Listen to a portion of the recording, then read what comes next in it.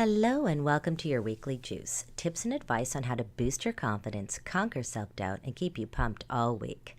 I'm Louisa Jewell, author of Wire Your Brain for Confidence, The Science of Conquering Self-Doubt, which will hit the bookstores on September 21st, 2017. I'm so excited. Now, I reached out to some of you to ask, what are you most fearful about going after? And this is what Max had to say. Being a motivational speaker. Now, this one is near and dear to my heart because many years ago this was my dream, and now I'm actually doing it. So back then, whenever I thought about moving towards my dream of becoming a speaker, here is what my internal mind chatter was saying. I don't have the qualifications to be a motivational speaker. I mean, don't you have to have a PhD or have some extraordinary near-death experience or be a billionaire or hugely successful to be a motivational speaker? I mean, that's definitely not me. Here's another one. Who am I to stand in front of a crowd? I mean, do I have anything interesting to say? What am I going to say? Now, when we're feeling a lot of self-doubt, sometimes we can engage in a problematic behavior known as other enhancement.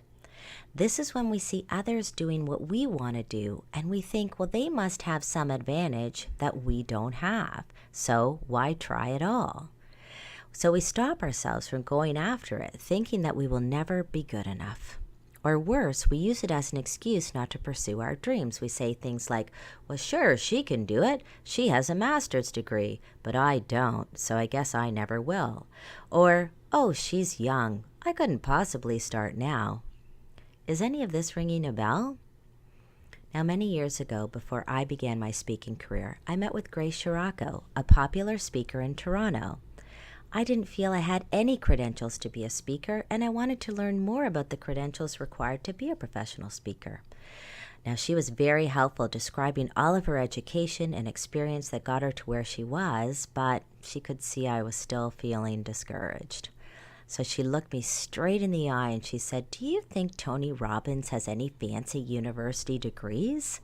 You don't need a degree to speak. Just go give yourself the permission." Wow. Wow, that was a real wow moment for me.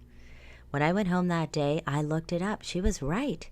Tony Robbins doesn't have any fancy university degrees.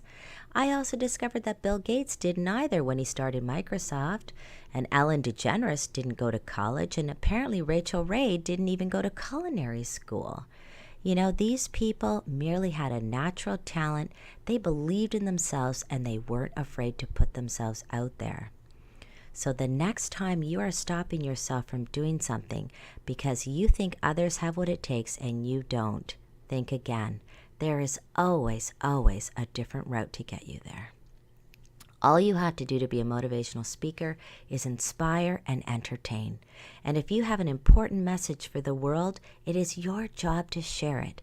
You'll be surprised how many people will be listening when you're ready. Now, I'm going to be sharing many tips on how to reduce the fear of public speaking, so stay tuned for future podcasts on this topic. I hope that tip was helpful. If it was, please share this podcast with your friends.